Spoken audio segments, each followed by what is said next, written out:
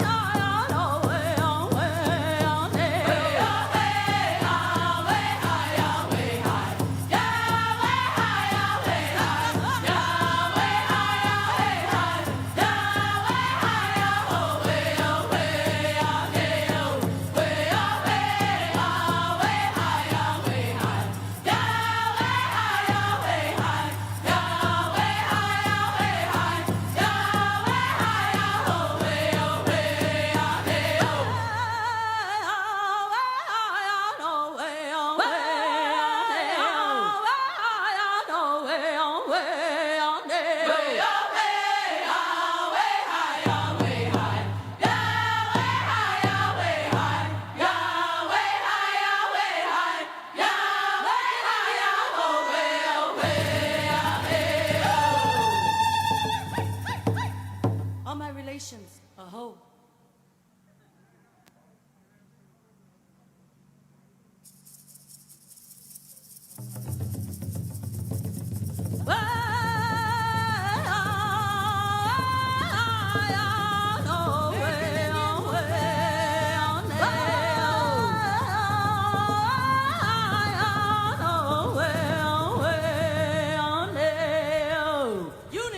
Way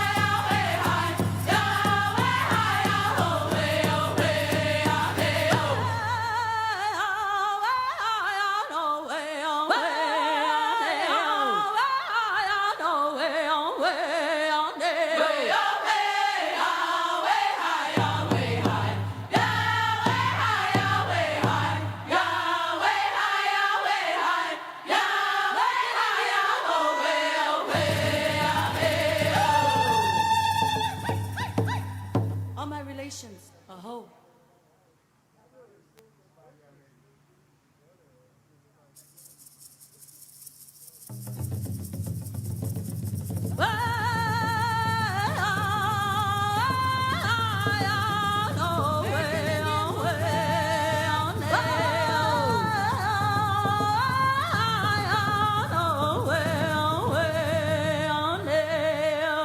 Unity song.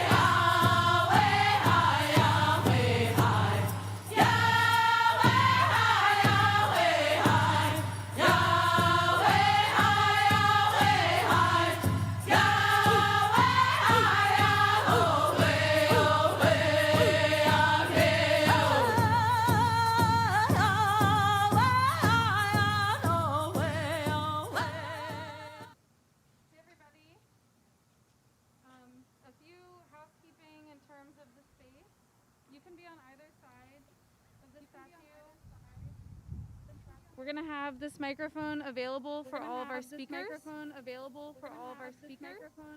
And we're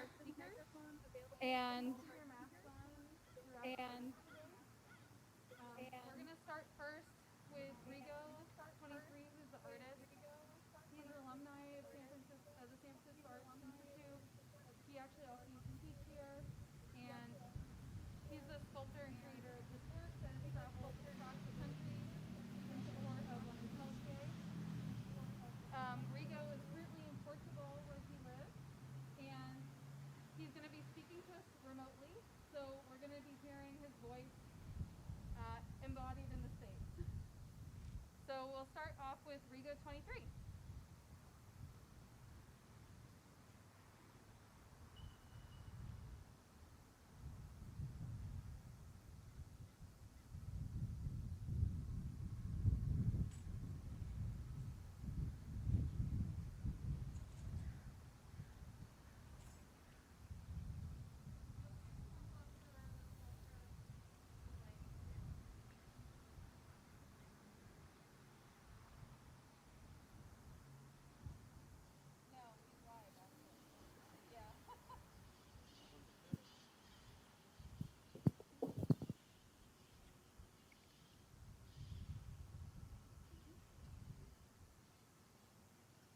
Hello.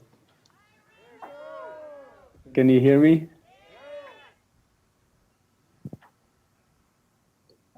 Greetings. Hi, friends. Hi, Anne. Hi, Kathy, Chauncey.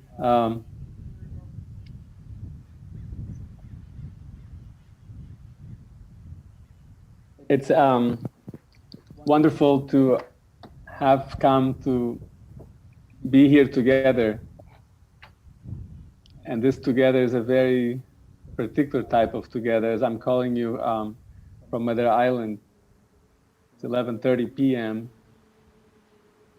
here. My children are asleep and my mother's in the hospital by herself. And even though I'm very, very far from where you are, everybody here is following what's going on over there. Such is the nature of the Imperial Center. And, you know, Great White Father in DC, he's definitely got everybody entertained and horrified, even all the way here.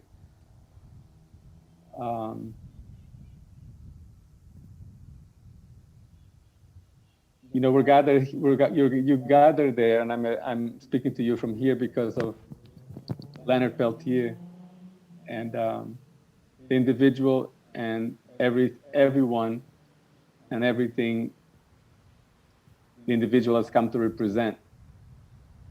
not just in the United States, but the world over. So I'm very grateful, and I think it's very relevant that Chauncey Peltier is there, Kathy Peltier is there, and Anne Begay, co-founder of the Denver chapter of the American Indian Movement. They've driven more than 1,000 miles to really not come any closer to their loved one, but to be closer to this representation of him, this showing of collective respect towards him. And speaking for myself, that statue, the work of making that statue is a form of apology.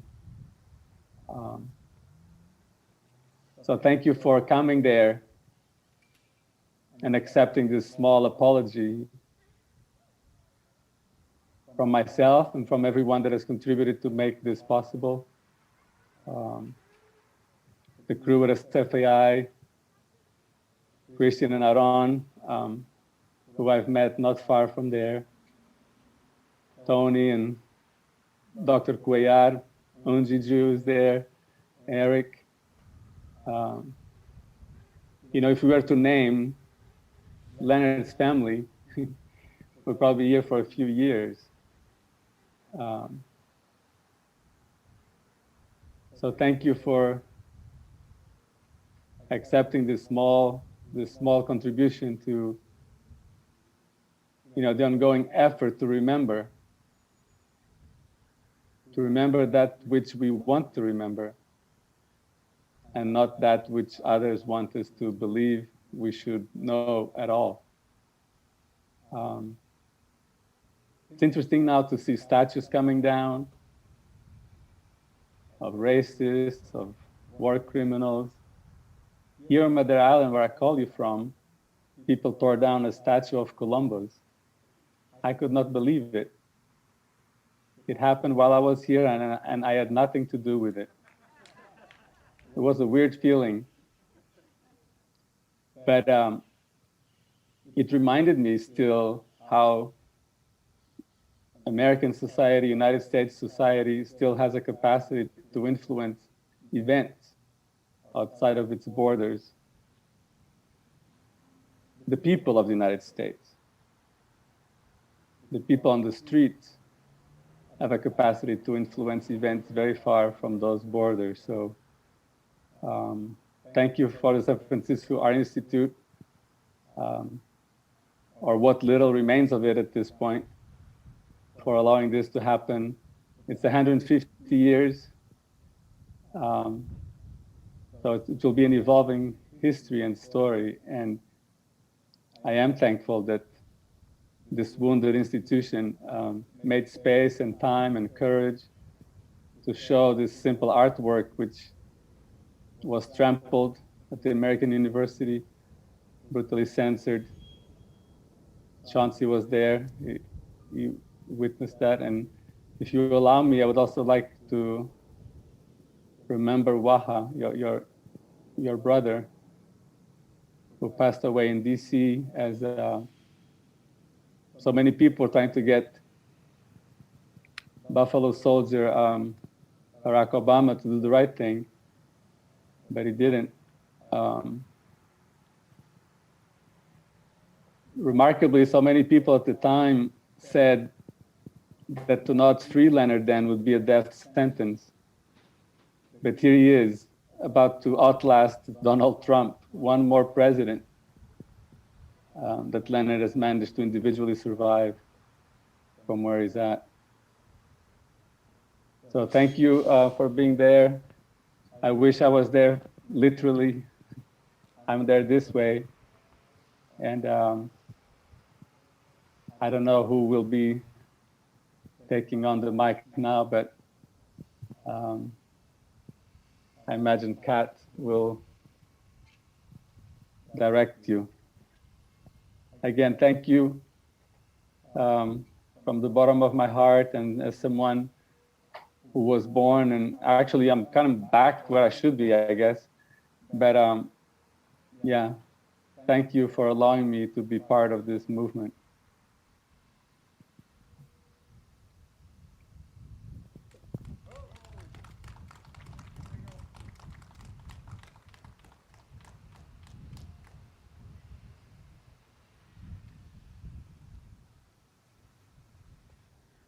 Thank you, Rigo. Just so everyone knows, this microphone is mainly going into the stream, so that's why it doesn't sound amplified. I would love to invite Chauncey, the son of Leonard, to speak if you're interested. Thank you.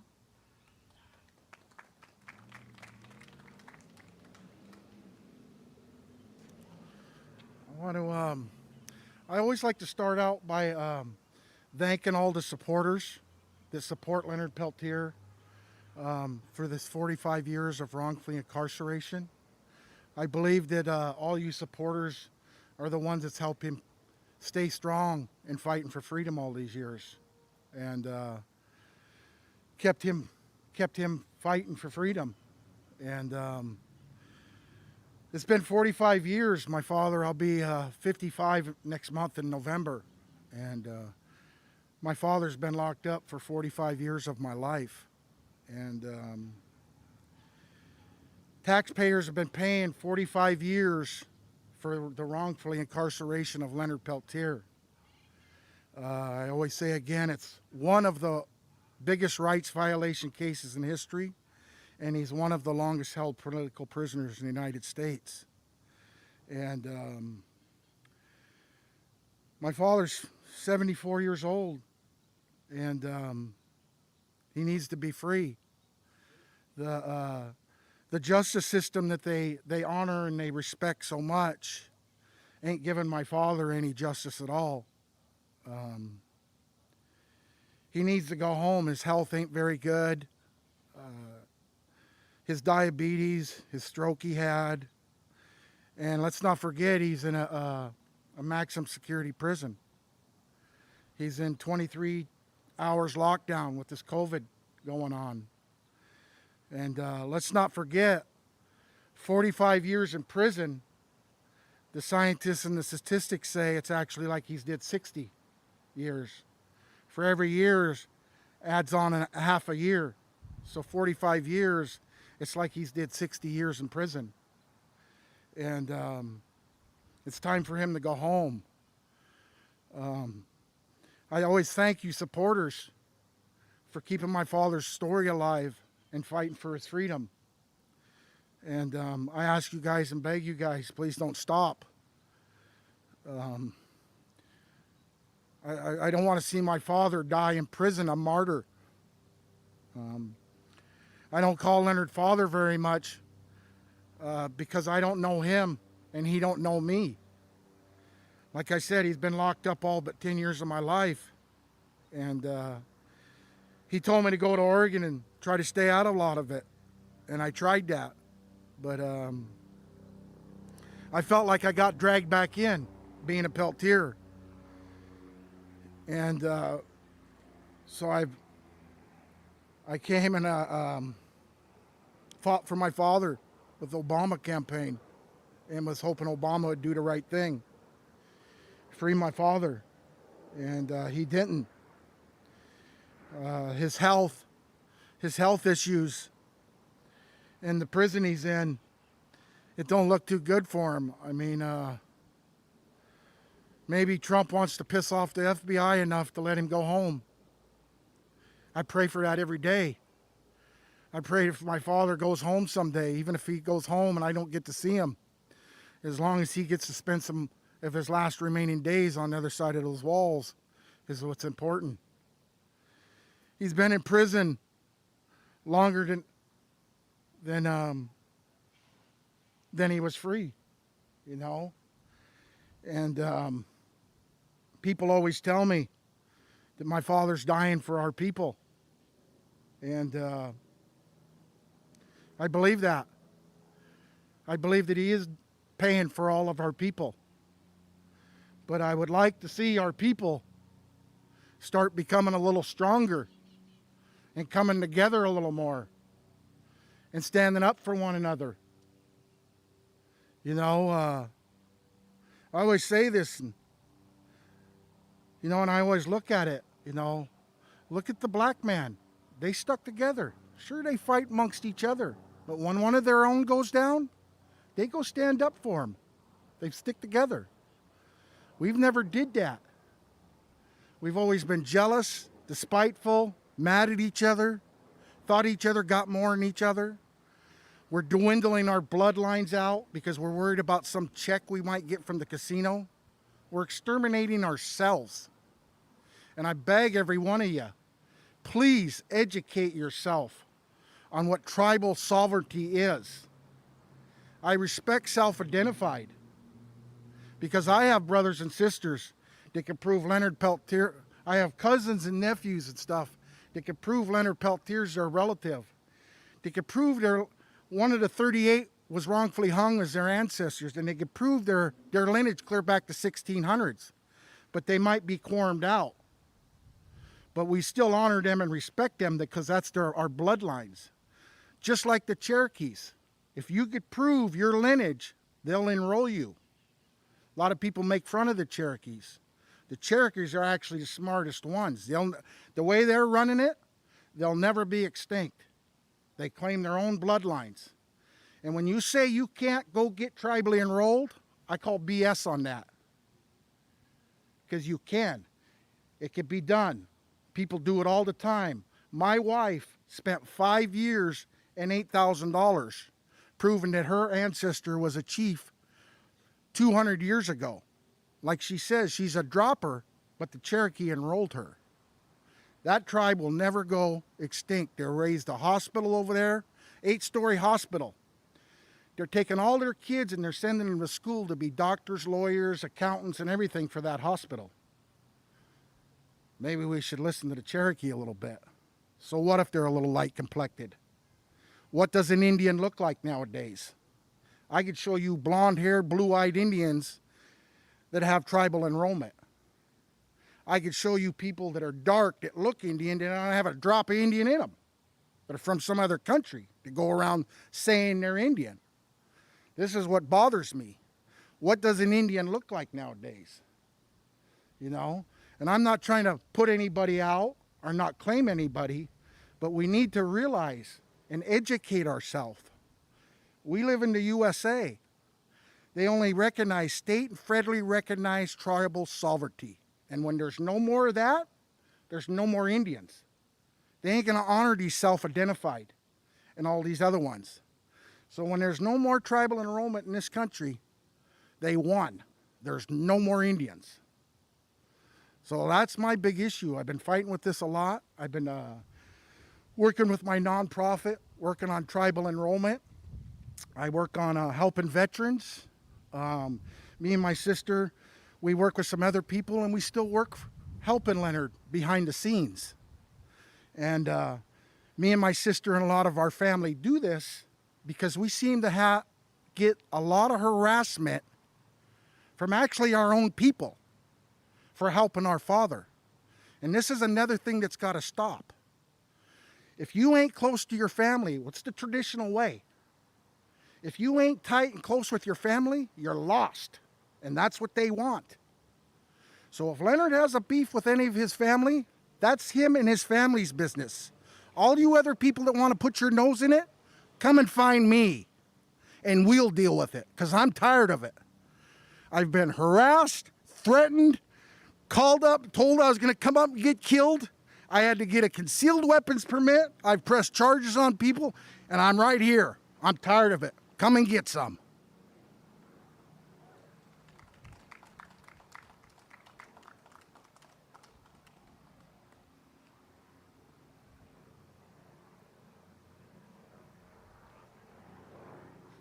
Thank you for sharing all of that information and background and history and knowledge with us, Chauncey. I'd like to now also invite Ann Peltier, the daughter of Leonard, to speak as well.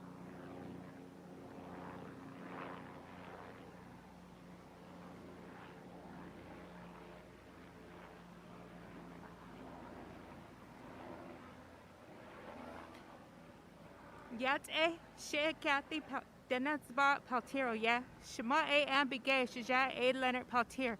She Nakai Dinet Sklento turn mount no Ojibwe, do Ogala Lakota. What I just did was I introduced myself in my language, what I was taught. My name is Kathy Denazba Peltier. I am half Navajo and I'm also Lakota and Ojibwe. My parents are Ambigay and Leonard Peltier. Like my brother, Chauncey, that you just heard from, I never got to meet Leonard Peltier as a little kid. I wasn't even born. I'm 44 years old, and I never got to spend quality time with my dad as a free man. My dad's been in prison for 45 years, and next month I will be 45 as well. And it's far too long. We spend a lot of Christmas, birthdays, holidays without our dad. We don't get to, when we do get to see him, it's limited time as well. We don't get, like a full day or full 24, 48 hours. We get a time limit. And it gets worse every time he goes to a different prison. When he was at Leavenworth, he was able to see us, but he had limited hours. When he's at Coleman, he's limited hours too, and limited days. I believe it's Saturday, Sunday, and Monday. And we have to coordinate our time to go visit our dad with those times. But then there's also lockdowns, meaning we can't go in to see him, or he can't even, there's nothing. We can't do anything. So a lot of times, last year was a failed trip, which I had to move to another date because there was a lockdown. And it's kind of hard on me because I have to rearrange my whole schedule and going over to Florida. It's heartbreaking to know that I've known this man through the prison walls, and I don't know how to feel at times about it, and sometimes I just like go through emotions. I go through like, why can't he be freed? He never did anything wrong, and it just reading about his, I have to read about him in order to find out who Leonard Peltier is. That's as much as I know about him. And I was about 2 years old when he first got to see me, and that was in jail. I believe it was in Rapid City, Fargo. And as you see, I have no recollection of it. But anyways, I just wanted to thank San Francisco Art Institute for having Rigo's art here and being able to educate people about who Leonard Peltier is, whether you know it or not. I appreciate that, and I appreciate all the supporters too that help us be able to get to see our dad, or be able to just support. Writing him a letter is good enough. If you can, you can look, and he just basically needs more support, because he feels that when I went to go see him, he feels that everybody has forgotten about him. And I said, no, we just gotta spark it up to let him know that if people write him, he knows that there is still support. Because pretty much he's lost a lot of faith in everybody. But anyways, I just wanted to say thank you for this, being able to put this statue up here in beautiful San Francisco. And thanks for listening to me.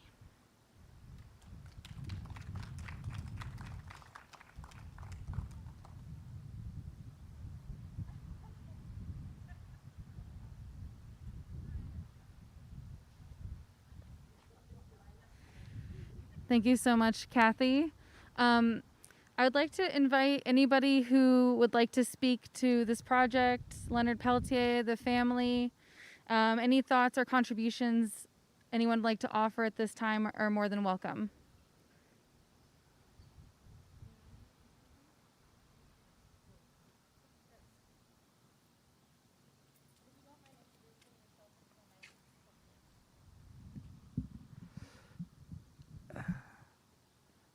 Well, greetings, my relatives. It's a beautiful day. And I extend my hand in friendship, and in particular to the San Francisco Art Institute and Rigo 23 for having brought together this 9-foot statue of Leonard Peltier. Because as big as he is here, he's much bigger around the world. So this symbol of his person is very symbolic also to many other men and women who are in prison and who are political prisoners specifically. So Leonard has a heavy burden even within the walls that he's in as he suffers. And we do everything we can on the outside to bring his case to the world community. And now we know that the only way out is executive clemency through President Trump, the only person that able to provide that executive clemency for his release. But Leonard also now has a new attorney in his case that we need to pay attention to. We have a serious attorney. His name is Kevin Sharp. And he's a former U.S. federal district judge. So he knows the ins and outs, and he knows some of the possibilities that rational people within the halls of justice and the Congression will want to listen to and review. So I'm very optimistic with Leonard's legal representation. And as Leonard statue sits here on this roof of the Art Institute, it's looking north, or it's gazing across the bay at Alcatraz Island, the rock, where a lot of the movement of indigenous peoples initially began, where the bell was rung around the world. The Indian people are still here. That hasn't been too long ago. And yet we celebrate those 50 years of Indian resistance to colonization in this Western Hemisphere, which is also symbolic, having Leonard Peltier gazing at the rock, because come Monday, October 12 of this year, 528 years of Indian people resisting the colonization here in this hemisphere. So it's very symbolic that we acknowledge our strength and the time we're in this chaos and confusion. I dare say now everybody knows what an Indian feels like when there's stress and fear, daily pressure, not knowing if you're going to get sick and die from disease, and all those atrocities. We're all Indians now. And it's going to be very important, the days, the years, the months ahead, and for people that are struggling for social justice on the streets, like Leonard did in the 70s, that led up to the shootout there at Pine Ridge. And so I just want to salute the San Francisco Art Institute, Rigo 23 for his commitment, dedication. He's presented Leonard Peltier's case around the world with his renowned legacy, and we're thankful for that. So on behalf of American Indian Movement here in the Bay Area, the Intertribal, AIM West, I thank you all. Hope.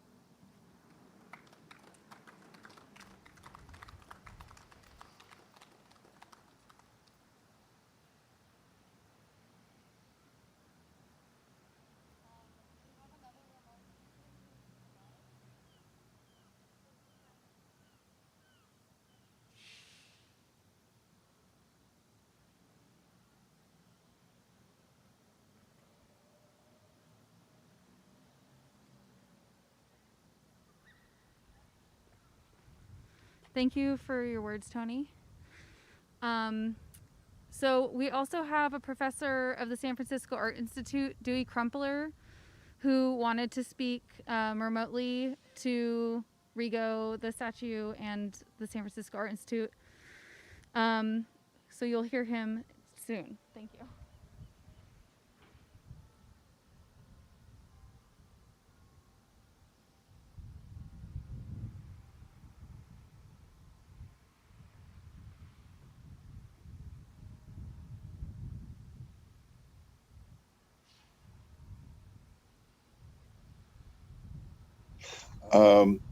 Well, first of all, I'd like to thank Kat. I'd, I'd like to say that I'm very grateful that I am able to stand on Ohlone land here in Oakland. I'm sorry that I am unable to be there. There are preconditions that won't permit me to be there, but I am with you there in spirit.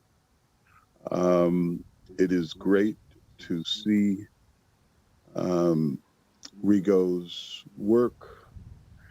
I remember 50 years ago, more than 50 years ago, as a student, standing on that same balcony, looking out exactly like Peltier is right now at Alcatraz, and knowing that it was occupied by original inhabitants of this land. And they brought to my attention as they grabbed Turtle Island and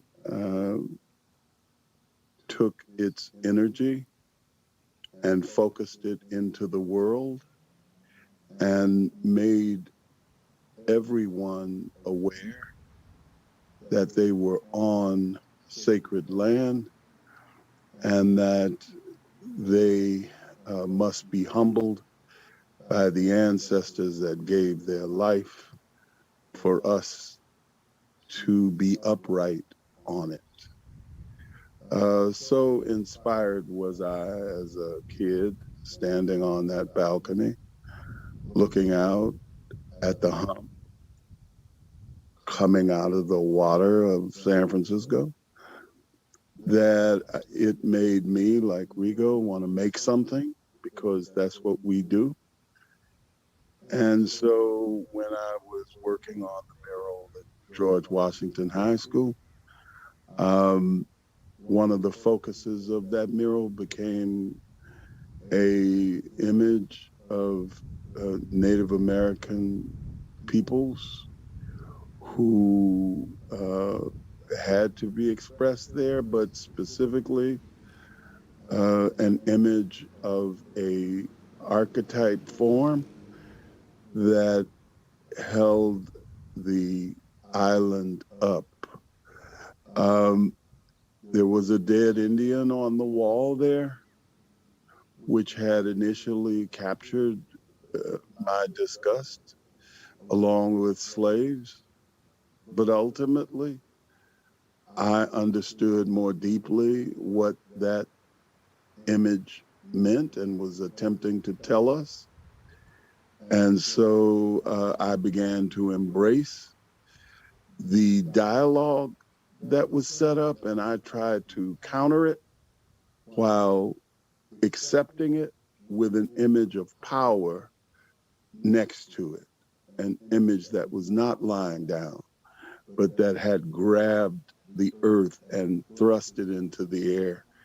And that was an inspiration for me because it was that same impetus that was inspiring African American desire on the very land that that Native Americans existed on for hundreds and thousands of years. And so no African American that is clear ever makes an argument, Black Lives Matter or any other, without acknowledging the significance of Native peoples and the fact that we are at war together. And as a warrior, many are sacrificed. Many Native Americans gave their life over the several hundred years, 500 years of this country. But they also have inspired all of us. And there is not enough that we can utter out of our mouths to thank them for their sacrifice. And so I think Peltier is a warrior. His spirit lives on. It lives on in you students, just like it lived on in me. It is like the island itself, rippling out as the water hits the shore. It ripples out and it enters cosmically all of our spirits and invigorates us like it did those extraordinary Native Americans who took it, who brought Turtle Island into our consciousnesses. And therefore, I look at that object and it brings me back to 50 or more years. And it lets me know that art is the very thing that serves power, no question about it. Power has used art throughout its entire history to reinforce its power. But art is powerful. That's why they use it. And we too, as makers, as people who are serious about that power, can use art to do our work as well. And that's why it's so important to, at this horrific moment, to step deeply into your creative space, to absolutely own it, and to honor those ancestors with your own resistance to this cyclopean reality that we are being faced with every day as you look at the television and you see the so-called leader of this country standing on a balcony like Mussolini, talking about don't be fearful. Fear is what we need to turn into power. The power to change the psychosis that has shaped this great country so that people like those Native Americans whose land upon which we stand will always be memorialized and celebrated for the power they give each of us who walk upon this extraordinary landscape. That's what I have to say about Peltier. That's what I have to say about that work. And all I can say finally is to again thank those powerful Native Americans who have resisted and continue to resist, because they keep us in the center of the power of life itself. That's about it.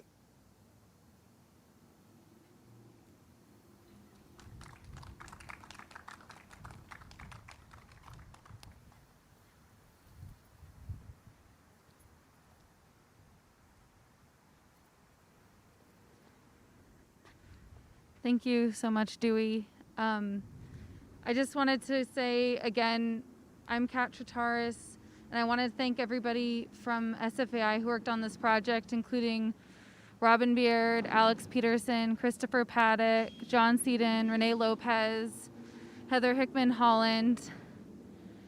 Am I forgetting anyone, Robin? And then the incredible help we had from Aaron and Christian. And of course, Rigo, 23, whose work this is. His family, who's helped him also to get this piece completed and everything organized. The family of Leonard Peltier, Kathy, Chauncey, Anne, for traveling essentially across the two entire distances of the West Coast to meet here in the middle on the rooftop today, to be an observation of Leonard, an observation of this landscape. And for everyone else who was able to join us today in the celebration, we're really excited to have this work and to have photos also on view, to share it with the extended community that's also online right now, and to continue to talk about not only this art piece, but the legacy of Leonard Peltier in the months to come as we continue to share this work with the San Francisco Art Institute, our extended community, and the world through the internet and whatever means we have necessary. It's very important to take these time and this space to really reflect on what is important and where we're putting our energy and our time and our heart, so that we don't waste what little we have on things that don't matter, and that we can actually focus on building caring and loving relationships, especially with the indigenous people whose land we are currently standing and continue to reside on. So thank you all very much for being here. I am deeply humbled and appreciative to host this work, and I hope to see you all on site again soon when the world transforms a little bit. Thank you.